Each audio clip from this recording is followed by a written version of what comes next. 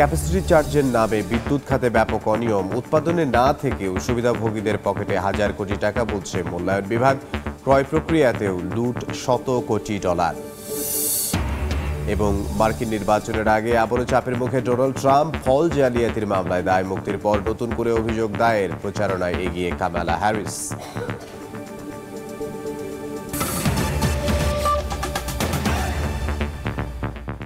সময় সংবাদের সঙ্গে আছি আমি ইমদাদুল হক। বন্যার এই সময়ের খবর জানাতে লক্ষ্মীপুরে আছেন সহকর্মী আতাউর কাউসার এবং ফেনীর পরশুরামে আছেন আতিয়ার সজল। আমরা সরাসরি শুরুতেই যাব কাউসারের কাছে। এই মুহূর্তে আমি আছি লক্ষ্মীপুর পৌরসভার একটি অংশে। আপনারা দেখতে পাচ্ছেন এখনো কিন্তু পেছনে কি পরিমাণ পানি জমে আছে, বেশ কয়েকটি ঘর ডুবে আছে। এ কারণেই বলছি যে এখনো কি পরিমাণ পানি জমে আছে, কারণ গত দুদিন বৃষ্টির পরিমাণ কমে যাওয়ায় লক্ষ্মীপুরের কিছু কিছু অংশে কিন্তু পানির পরিমাণ অনেকটাই কমে গিয়েছে এবং কিছু অংশে এখনো আছে যে বেশ পরিমাণ পানি আছে, অর্থাৎ যে জায়গাগুলো তুলনামূলক নিচু সে জায়গাগুলো এখনো পানির নিচে তলিয়ে আছে। এবং কিছু কিছু জায়গায় এমন অভিযোগও আমাদের করেছে যে বরঞ্চ গতকালকে চেয়ে আজকে পানি কিছুটা বেড়েছে। আমি যে জায়গাটিতে আছি এর পেছনে একটি খাল আছে, এই খাল দিয়ে কিন্তু পানিটি প্রবাহিত হয়ে অন্য খালে পড়ে কোনো না কোনোভাবে মেঘনা নদীতে গিয়ে পানিগুলো পড়ার কথা, কিন্তু আমরা খেয়াল করেছি যে আসলে পানি যে খুব একটা প্রবাহিত হচ্ছে বিষয়টি তা নয়, অর্থাৎ কোথাও না কোথাও খালের মুখটি ঠিকই বন্ধ আছে, যার কারণে পানি মেঘনা নদীতে গিয়ে পড়তে পারছে না। কারণ গত দুদিন যেহেতু বৃষ্টি হয়নি, সেই হিসেবে যদি পানি স্বাভাবিক নিয়মে মেঘনা নদীতে গিয়ে পড়তো তাহলে পানির পরিমাণ অনেকটাই কমে যেত। তো এটি গতকালকে আমি রামগতি গিয়েছিলাম এবং লক্ষ্মীপুর সদরেরও আরও কিছু অংশে গিয়েছিলাম। অধিকাংশ এলাকায় মানুষজন এই অভিযোগটি করেছেন যে প্রত্যেকটি জায়গায় প্রভাবশালী ব্যক্তিরা খাল দখল করে কোনো না কোনো স্থাপনা নির্মাণ করেছেন, যার কারণে পানি সরে যেতে পারছে না। অনেকে আবার অভিযোগ করেছেন যে খাল খনন অন্তত গত 20 বছরেও হয়নি, তো যে কারণে খালের নিচে মাটি ভরাট হয়ে খালের যে নাব্যতা সেটিও কমে গিয়েছে, যার কারণে আসলে পানি ধারণ ক্ষমতাও কমে গেছে নদী এবং খালগুলোর। তো এসব একটি অন্যতম কারণ এই বন্যার পানি সরে যেতে না পারার এবং বন্যার তীব্রতাও বেশি হওয়ার। কারণ যে পরিমাণ বন্যার পানি এসছে, যদি খালগুলোর ধারণ ক্ষমতা বা নদীর ধারণ ক্ষমতা বেশি হতো তাহলে লোকালয়ে এই পরিমাণ পানি হয়তো উঠতো না।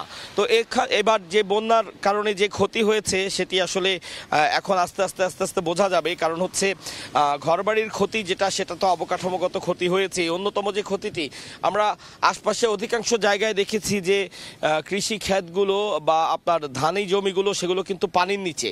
তো যেহেতু জমিগুলো পানির নিচে, সেখানে ধানের এখন চারা রোপণের সময় ছিল, ধান হবে না, ধান করতে পারবে না এই মৌসুমটাতে।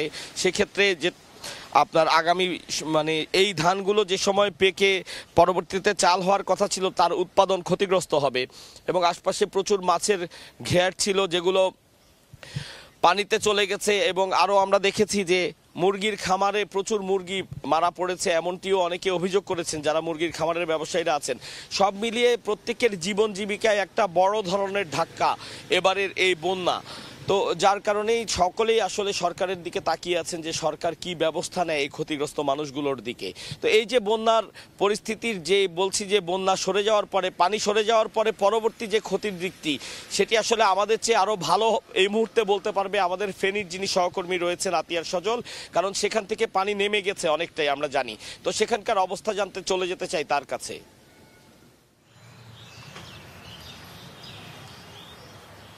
ইউনিয়নের উত্তর কাউতলি গ্রামে এইখান থেকে অল্প কিছু দূরে, 2 কিলোমিটার থেকে 2.5 কিলোমিটার দূরেই মুহুরী নদী, যেখানে বাঁধ ভেঙে মূলত এখানে প্রথম আঘাত করেছিল বন্যার পানি। এবং এখনও কিন্তু দেখতে পাচ্ছেন কিন্তু পানি সড়ক থেকে নামলো, অনেকের বাড়ি ঘরে এখনও এলাকার পানি আছে, মাঠে পানি রয়েছে। এবং এই সব এলাকার যে বিস্তীর্ণ মাঠ দেখছেন, এসব মাঠে কিন্তু যেহেতু এর তৃতীয় দফার বন্যা, এর আগে থেকে কিন্তু 2 দফা ক্ষতিগ্রস্ত হয়েছিল। এখানে ধান লাগা ছিল, ধান সব পুরো ফসল কিন্তু নষ্ট হয়ে গেছে। আর যে বন্যার যে পানির তোড় তা কতটা ভয়াবহ দেখতে পাচ্ছেন। এরকম সড়কের কোনো অস্তিত্ব এখানে রাখেনি, সড়ক ভাসিয়ে নিয়ে গেছে, পুরো ছিন্ন ভিন্ন করে দিয়ে গেছে। বন্যার ক্ষতচিহ্ন পানি টেনে যাওয়ার পর এরকম দৃশ্যমান হতে শুরু করেছে। সেই সাথে আমরা দেখেছি যে শুধু এখানেই নয়, এই জেলার কিন্তু বিভিন্ন জায়গায় পানির তোড়ে এবং গ্রামীণ যে অবকাঠামো সেগুলো কিন্তু এখন ছিন্ন ভিন্ন অবস্থায় রয়েছে। এবং এই সড়কটিতে কিন্তু এখানে মাথার উপরও 2 হাত পানি ছিল বলে স্থানীয়রা জানিয়েছেন। এবং এখান থেকে বন্যার প্রথম দিনেই কিন্তু এক ব্যক্তিকে ভাসিয়ে নিয়ে গিয়েছিল, 2 দিন পরে তার মৃতদেহ পাওয়া গিয়েছে। এবং এই এলাকার অনেক যেখান থেকে বাঁধটি ভেঙেছে সে বাঁধের গোড়ায় কিন্তু কয়েকটি জায়গায় এখন বাড়িঘরের কয়েকটি ঘরকে ভাসিয়ে নিয়ে গেছে, সেখানে ঘরের কোনো অস্তিত্বও নেই। কতটা ভয়াবহ ছিল সেই বন্যা তা যদি তারা না দেখছে তারা কিন্তু আসলে উপলব্ধি করতে পারবে না। অন্যদিকে ফেনীর যে ফুলগাজী, পরশুরাম এবং ছাগলনাইয়াতে কিছুটা বন্যা পরিস্থিতি উন্নত দিকে গেলেও যে সোনাগাজী এবং দাগনভূঞাতে কিন্তু এখনও পানি রয়েছে বাড়িঘরে। সব মিলে কিন্তু এখন শুকনো খাবারটা যে চাহিদা ছিল তার পাশাপাশি এখন রান্না করে খাওয়ার মতো যে খাবারগুলো রয়েছে, চাল ডাল তেল, এগুলোর চাহিদা বাড়ছে। এবং পানিবাহিত রোগের কারণে কিন্তু হাসপাতালগুলোতে বা বিভিন্ন জায়গায় কিন্তু ঘরে ঘরে মানুষ অসুস্থতা বাড়ছে। এখন এ সকল মানুষদেরকে এখন ত্রাণের পাশাপাশি এই চিকিৎসার ব্যবস্থা করতে হবে। এরপরে যে সকল বাড়িঘরে এখন ভেঙে চুরে চুরমার হয়ে গিয়েছে, ভাসিয়ে নিয়ে গেছে, সে সকল বাসিন্দাকে ঘরে ফিরে বা ঘর নির্মাণে সহায়তা করা জরুরি বলে মনে করছেন স্থানীয়রা। এই ছিল আমার কাছে এখানকার বন্যা পরিস্থিতির সবশেষ। বন্যা পরিস্থিতির খবর জানাচ্ছিলেন ফেনী থেকে আতিয়ার সজল এবং এর আগে লক্ষ্মীপুর থেকে যোগ দিয়েছিলেন সহকর্মী আতাউল কাউসার। ভয়াবহ বন্যায় বিপর্যয়ের মুখে দেশের আমদানি রফতানি বাণিজ্য। ঢাকা চট্টগ্রাম মহাসড়কে যানবাহন আটকা পড়ায় কন্টেইনার জটের সংখ্যা তৈরি হয়েছে চট্টগ্রাম বন্দরে। দেশের বিভিন্ন স্থান থেকে রফতানি পণ্য বন্দরে পৌঁছাতেও দেরি হচ্ছে। শাখাউদ্দিপুর ক্যামেরায় বিস্তারিত জানাচ্ছেন কমল দে। পানির রাজত্ব জনপদে, রাস্তাঘাট তলিয়ে বাসিন্দাদের পাশাপাশি জলে আটকা পণ্যবাহী ট্রাক, লরি ও কন্টেইনার। 1 সপ্তাহের বেশি সময় ধরে ঢাকা চট্টগ্রাম মহাসড়কের কুমিল্লা ও ফেনীর এমন চিত্র। বন্যার পানির প্রধান সড়ক দিয়ে প্রবাহিত হয় বিভিন্ন স্থানে আটকে আছে পণ্যবাহী যান। তার প্রভাব পড়েছে দেশের আমদানি রপ্তানি বাণিজ্যে। মহাসড়কে অচল অবস্থার কারণে আমদানিকারকরা আগ্রহী না হওয়ায় চট্টগ্রাম বন্দরের কন্টেনার ডেলিভারি নেমে এসেছিল 2000-এর নিচে। 5000 টিউস পর্যন্ত কন্টেনার ডেলিভারি যেত, সেখানে বিগত কয়েকদিন মাত্র ওপেন করে ডেলিভারি গেছে 600, 700, 800। টোটাল ডেলিভারি এবং ট্রান্সফার মিলে আমাদের 1700-1800 বেশি যায়নি। ডেলিভারিতে ধীরগতি হলো বন্দরের প্রধান জেটিগুলোতে কন্টেনার ওঠানামা স্বাভাবিক করেছে বন্দর কর্তৃপক্ষ। এই অবস্থায় বন্দরের বিভিন্ন ইয়ার্ডে কন্টেনার জটের সংখ্যা দেখা দিয়েছে। 53,000 ধারণ ক্ষমতার চট্টগ্রাম বন্দরের সবশেষ কন্টেনারের অবস্থান রয়েছে 39,513 টিউস। বন্দরের মতোই 21টি অফডকও আমদানি রপ্তানি বাণিজ্যে কমেছে অন্তত 40%। 500 থেকে 600 টিউস কার্গো স্টাফিং করতাম এক্সপোর্ট কার্গো, সেটা এখন নেমে এসেছে যে প্রায় 100 থেকে 150 টিউসের মধ্যে। তবে আশা করছি যে বর্তমান পরিস্থিতি একটু আস্তে আস্তে উন্নতির দিকে। রপ্তানি পণ্যের যে প্রবাহ 21টা অফডকে সেটা অনেকাংশে কমে গেছে, প্রায় 1/3 নেমে এসছে। আমদানি পণ্যের যে ডেলিভারি 21টা অফডকে সেটাও কিন্তু প্রায় 4 ভাগের 1 ভাগে নেমে এসছে। স্বাভাবিকতা ফিরে পেতে আমাদের হয়তো 4-5 দিন সময় লাগে। এদিকে বন্যা ও ডেলিভারিতে ধীরগতির কারণে কন্টেনারের পাশাপাশি জাহাজ জটের সংখ্যায় রয়েছেন ব্যবসায়ীরা। পরিস্থিতি ক্রমশ উন্নতির কারণে বন্দরের পক্ষ থেকে জটের সংখ্যা নেই বলে দাবি করলো ব্যবসায়ীরা। বলছেন জট বাড়লে তাদের নানামুখী ক্ষতির মুখে পড়তে হবে। আউটারে ওয়েটিং আর একটা হচ্ছে যে ভিতরে ওয়েটিং, সেখানে প্রায় $20,000 মিনিমাম $20,000 থেকে উপরের দিকে জাহাজের সাইজ অনুযায়ী সেটা হয়। 10 দিনে আমি সিঙ্গাপুর বা এখান থেকে আসতে পারতাম, সেটা যদি ইয়ের কারণে যদি 14-15 দিন হয়ে যায় তো সেটা তখন সেই যে 4-5 দিনের একটা এফেক্ট চলে আসে। চট্টগ্রাম বন্দরের প্রধান জেটিতে বর্তমানে কন্টেনারবাহী 11টি জাহাজ অবস্থান করছে। এছাড়া কন্টেনারবাহী আরও 11টি জাহাজ বহির্নোঙরে অপেক্ষায় রয়েছে। চট্টগ্রাম বন্দরের এই কর্মব্যস্ততা বড় দিচ্ছে নানামুখী জটিলতা থাকা দেশের আমদানি রপ্তানি বাণিজ্য কাটিয়ে ওঠার চেষ্টা চলছে। কারণ দেশের আমদানি রপ্তানি বাণিজ্যের 93% সম্পন্ন হয় এই বন্দর দিয়ে। তীব্র বৃষ্টি কিংবা বন্যা এই বন্যার কাজে ক্ষতিগ্রস্ত করতে পারেনি। তবে বন্যা কেটে গেলে ডেলিভারিতে যেমন গতি আসবে তেমনি গতি আসবে দেশের অর্থনীতিতে, এমনটি বলছেন বন্দর ব্যবহারকারীরা। চট্টগ্রাম বন্দর থেকে কমল দে, সময় সংবাদ। ঢাকা বিশ্ববিদ্যালয়ে গণত্রাণ সংগ্রহ করছে বৈষম্য বিরোধী ছাত্র আন্দোলন। বিস্তারিত জানবো এই মুহূর্তে টিএসসিতে আছেন সহকর্মী মনির হোসাইন, সরাসরি যাব তার কাছে। বন্যার্তদের সহায়তায় বৈষম্য বিরোধী ছাত্র আন্দোলনের গণত্রাণ সংগ্রহ কার্যক্রমের এক সপ্তাহ পেরিয়েছে, অর্থাৎ আজ ৮ম দিনের মতো চলছে বৈষম্য বিরোধী ছাত্র আন্দোলনের যে ত্রাণ সংগ্রহ, সেই ত্রাণ সংগ্রহের এখন পর্যন্ত গতকাল তারা যে আমাদেরকে হিসেব দিয়েছে, এখন পর্যন্ত তারা নগদ অর্থ, মোবাইল ব্যাংকিং এবং বিভিন্ন ব্যাংকিং খাত মিলিয়ে গতকাল পর্যন্ত ৭,৭৮,৭৬,২৭৮ টাকা আসলে তারা সংগ্রহ করতে পেরেছে এবং এর মধ্যে তারা বিভিন্ন যে খাত আছে, বিভিন্ন প্রোডাক্ট তাদের কিনতে হয়েছে, সেসব মিলিয়ে ৭১,২০,৬৪৪ টাকা তারা খরচ করেছে। এবং ২২ আগস্ট থেকে এখন যে পরিস্থিতি যদি জানাতে চাই, আপনি দেখতেই পাচ্ছেন যে টিএসসির মাঠে পানি রাখা হয়েছে এবং একটু আগেই দেখিয়েছি যেটা টিএসসির যেই হল রুমগুলো রয়েছে সেগুলোতে ত্রাণে ভরপুর। তো এখন তারা আসলে যেটিতে জোরদার দিচ্ছে সেটি হচ্ছে এখন ত্রাণ সংগ্রহের চেয়ে তারা আসলে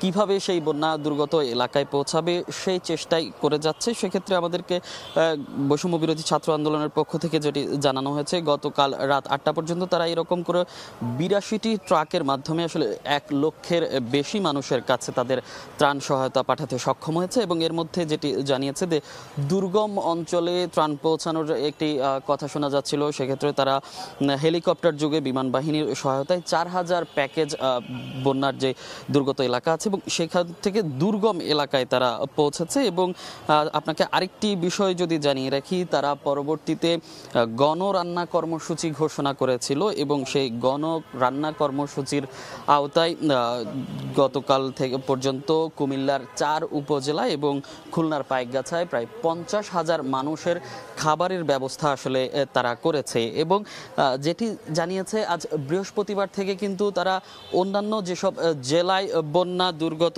আছে সেসব এলাকায় এই গণরান্না কার্যক্রম পরিচালনা করবে এবং যেসব এলাকায় তারা এই সুযোগ সুবিধা পাচ্ছেন সেসব এলাকায় তারা গণরান্না কার্যক্রম শুরু করেছে। তো এই ছিল টিএসসি থেকে গণত্রাণ কর্মসূচি যে চলছে, সেই গণত্রাণ সংগ্রহের কর্মসূচির সবশেষ আমার কাছে। মনির হুসাইন, ঢাকা বিশ্ববিদ্যালয়ের টিএসসি থেকে। সময় সংবাদে আরও থাকছে। ৩ মাস পর কাটছে সুন্দরবনে প্রবেশের নিষেধাজ্ঞা। সেপ্টেম্বর থেকে খুলছে ম্যানগ্রোভ ফরেস্টের দুয়ার। পর্যটকদের স্বাগত জানাতে প্রস্তুত ব্যবসায়ীরা।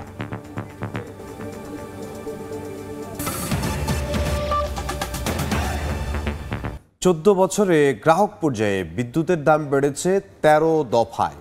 বিপরীতে ক্যাপাসিটি চার্জ মডেলে এই খাতের সুবিধাভোগী বিভিন্ন প্রতিষ্ঠানের পকেটে টাকা গেছে 1,06,000 কোটি। এমন তথ্য উঠে এসেছে সরকারের বাস্তবায়ন, পরিবীক্ষণ ও মূল্যায়ন বিভাগ IMEDর প্রতিবেদনে। অস্বচ্ছ ক্রয় প্রক্রিয়ায় কয়েক হাজার কোটি টাকা লুটের কথাও বলা হয়েছে এতে। ফারুক ভূঁইয়া রবিনের রিপোর্টে বিস্তারিত। 2010 সালের শুরুতে গ্রাহক পর্যায়ে বিদ্যুতের ইউনিট প্রতি গড় দাম যেখানে ছিল 3 টাকা 73 পয়সা, বর্তমানে তা ঠেকেছে 8 টাকা 95 পয়সায়। অর্থাৎ 14 বছরে ভোক্তা পর্যায়ে দাম বাড়ে 140%। প্রশ্ন আসছে, বিদ্যুতের এ দাম বৃদ্ধি কি অনিবার্য ছিল নাকি লুটপাটের নীল নকশা? 14 বছরে গ্রাহক পর্যায়ে 13 বার বিদ্যুতের দাম বৃদ্ধির পেছনে দুর্নীতির মহোৎসবকে দায়ী করেন অনেকে। বিদ্যুৎ উৎপাদন সক্ষমতা প্রসঙ্গে আসা যাক। বিদ্যুৎ উৎপাদন আর উৎপাদন সক্ষমতা এই দুইয়ের মধ্যে আদর্শ ফারাক বিবেচনা করা হয় 10 থেকে 20%। কিন্তু দেশে উৎপাদন সক্ষমতা গড়ে তোলা হয়েছে অস্বাভাবিক হারে, যা গ্রীষ্মে গড়পড়তা উৎপাদনের তুলনায় দ্বিগুণ আর শীতে স্বাভাবিক উৎপাদনের 3 গুণ। আর এখানেই যত শুভঙ্করের ফাঁকি।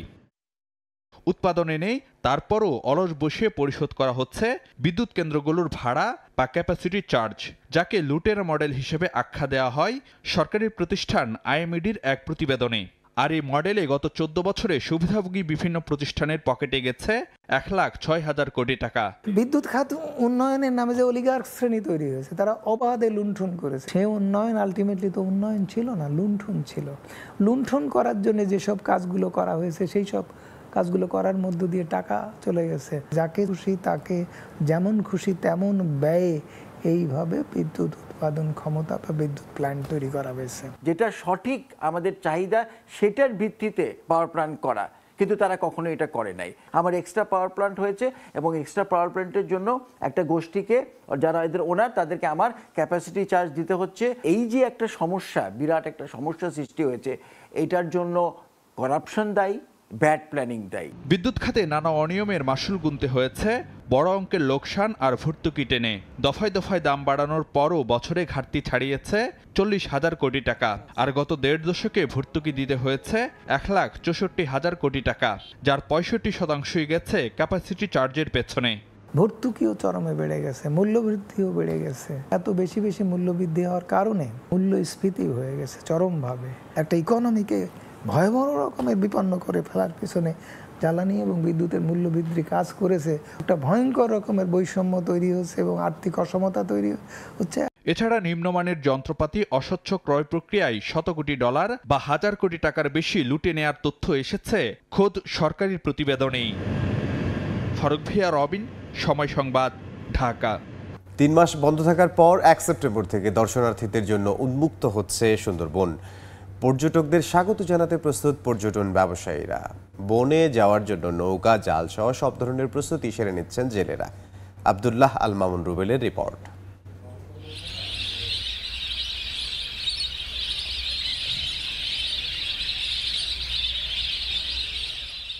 জুন, জুলাই, আগস্ট 3 মাস ধরে সুন্দরবনে প্রবেশে নিষেধাজ্ঞা চলছে। 1 সেপ্টেম্বর থেকে সবার জন্য উন্মুক্ত হচ্ছে বিশ্বের সবচেয়ে বড় এ ম্যানগ্রোভ বন। 3 মাসে নতুন রূপ পেয়েছে সুন্দরবন। তার সৌন্দর্য যেন হাতছানি দিয়ে ডাকছে দর্শনার্থীদের। করমজল, হারবাড়িয়া, দুবলা, কটকা, কচিখালী, নীলকমল সহ সমুদ্র তীরবর্তী ও বনাঞ্চলের সবকটি পর্যটক স্পট দর্শনার্থীদের জন্য প্রস্তুত করা হয়েছে। পর্যটন ব্যবসায়ীরা নতুনভাবে সাজিয়েছেন লঞ্চ ও অন্যান্য নৌযান। 1 সেপ্টেম্বর থেকে চালু হবে। আমরা যেতে চাই, বুকিং করে আমরা ইনশাল্লাহ যাওয়ার জন্য মুখিয়ে আছি। আগ্রহ হচ্ছে রয়্যাল বেঙ্গল টাইগার মুক্ত মনে দেখা। আমরা সাধারণত পার্কে বা চিড়িয়াখানায় দেখি। পর্যটনের ছাড়াও যথেষ্ট ভালো, কারণ এখন দেশের পরিস্থিতি অনেক ভালো আছে, রাজনৈতিক অস্থিরতা নাই। বর্ষার মধ্যে সুন্দরবন যেতে অন্যরকমের মজা। জাহাজের ভিতরে পানি পড়ে, বৃষ্টি পড়ে, সেটাও দেখতে ভালো লাগে, আর বনটাও দেখতে ভালো লাগে। এদিকে বনে যাওয়ার জন্য জাল ও নৌকা সংস্কার সহ সব ধরনের প্রস্তুতি সেরে নিচ্ছেন খুলনা, বাগেরহাট ও সাতক্ষীরা অঞ্চলের জেলেরা। 3 মাস যাইতে পারিনি, আমরা খুব কষ্টে দিন কাটাইছি। আমরা পাস সার্ভে যাব, জঙ্গলে ইনকাম করব, বৈধভাবে আমরা জঙ্গলে যাব, মাছ মাছ ধরব।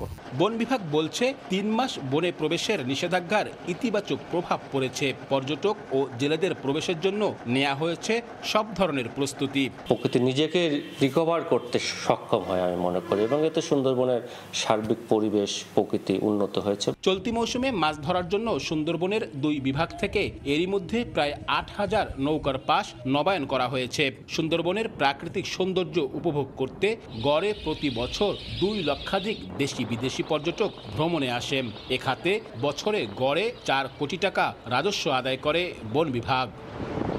আব্দুল্লাহ আল মামুন রুবেল, সময় সংবাদ, খুলনা। বরিশালে বিদ্যুতের প্রিপেইড মিটার বসানোর সিদ্ধান্তের খবরে ক্ষোভ প্রকাশ করেছেন গ্রাহকরা। প্রতিবাদ জানিয়ে তারা স্মারকলিপি দিয়েছেন ওজোপা ডিকোর কাছে। গ্রাহকরা বলছেন, প্রিপেইড মিটার নিয়ে ভোগান্তিতে পড়তে চান না, আর কর্তৃপক্ষের দাবি সরকারি সিদ্ধান্তের বাইরে তাদের কিছুই করার নেই। সুমন হাসানের ছবিতে অপূর্ব রিপোর্ট। লাইনে দাঁড়িয়ে বিদ্যুৎ বিল পরিশোধের এ দৃশ্য সবারই চেনা। তবে এমন অবস্থার উন্নতি করতে গত 18 আগস্ট বরিশালে প্রিপেইড মিটার বসানোর সিদ্ধান্ত নেয় ওজোপাটিকো। কিন্তু এই সিদ্ধান্তে ক্ষুব্ধ গ্রাহকরা। প্রিপেইড মিটারে নানা জটিলতা ও হয়রানি হতে হয় দাবি করে অ্যানালগ পদ্ধতিতে পোস্টপেইড মিটার ব্যবহারের পক্ষে তারা।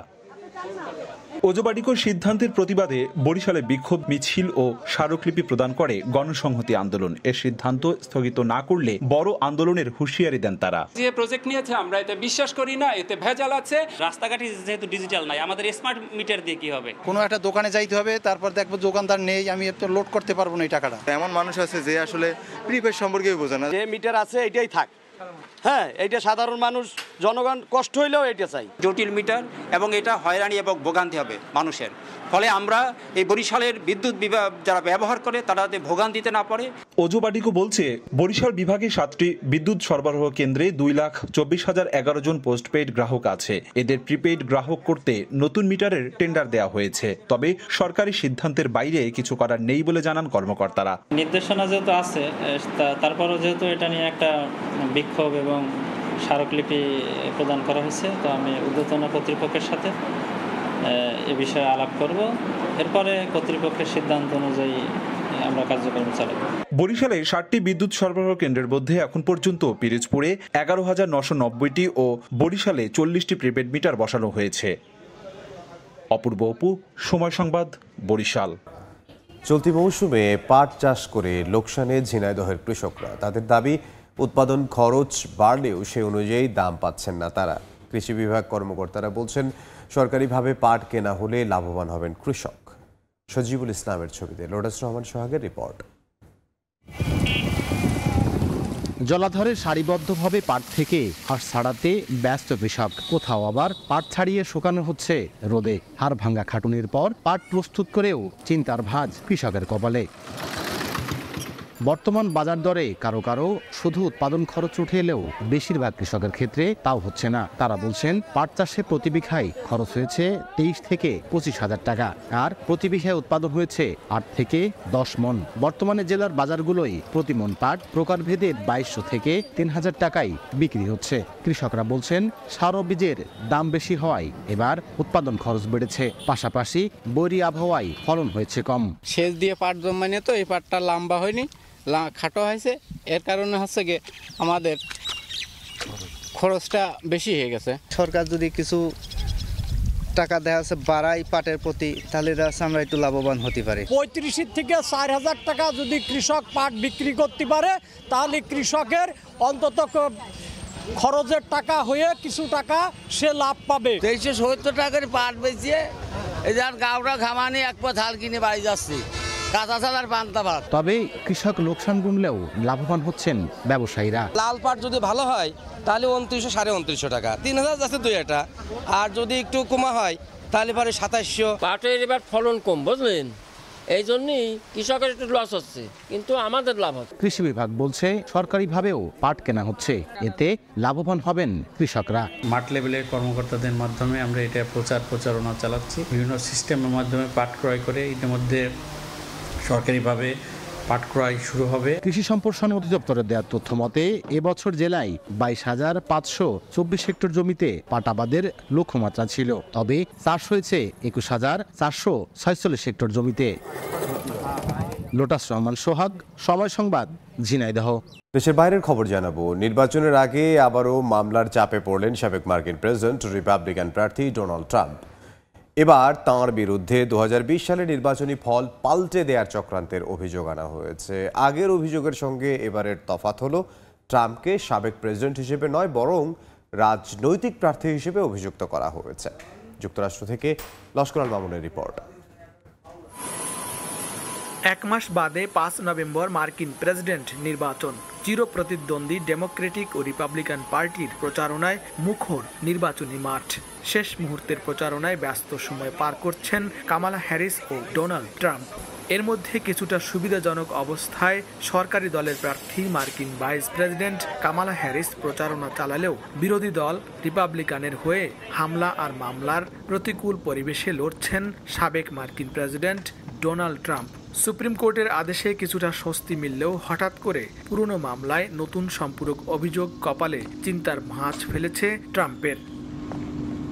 2020 সালের নির্বাচনে ডেমোক্র্যাট প্রার্থী জো বাইডেনের কাছে পরাজিত হওয়ার পর ট্রাম্পের বিরুদ্ধে নির্বাচনী ফল পাল্টে দিতে প্রতারণা ও দাপ্তরিক কার্যক্রমে বাধা দেওয়ার ষড়যন্ত্রসহ 4টি অভিযোগ আনা হয়। চলতি বছরের 1 জুলাই সেই মামলা থেকে ট্রাম্পকে দায়মুক্তি দেয় যুক্তরাষ্ট্রের সুপ্রিম কোর্ট। প্রেসিডেন্ট হিসেবে সাংবিধানিক ক্ষমতা বলে ট্রাম্প দায়মুক্তি পাওয়ার অধিকার রাখেন বলে রায় দেন দেশটির সর্বোচ্চ আদালত। এবার ওই মামলায় নতুন সংশোধিত অভিযোগও সেই 4টি অভিযোগই রয়েছে। আগামী কয়েক সপ্তাহের মধ্যে ওয়াশিংটনের জেলা বিচারক নতুন অভিযোগ নিয়ে শুনানি করবেন বলে জানা গেছে। এদিকে নতুন অভিযোগের কঠোর সমালোচনা করেছেন ট্রাম্প। নিজের সামাজিক যোগাযোগ মাধ্যম ট্রুথ সোশ্যালে দেয়া এক পোস্টে তিনি বলেন, পুরো মামলাটি সুপ্রিম কোর্টের দায়মুক্তির রায়ের ভিত্তিতেই পরিচালিত হতে হবে। নির্বাচন থেকে জনগণকে সরাতে নতুন এই অভিযোগ আনা হয়েছে বলেও দাবি তার। নতুন অভিযোগে আশ্চর্য হওয়ার মতো কিছুই নেই বলে জানিয়েছে ট্রাম্পের আইনজীবীরা। এই ছিল সময় সংবাদের সঙ্গে থাকুন সময়ের।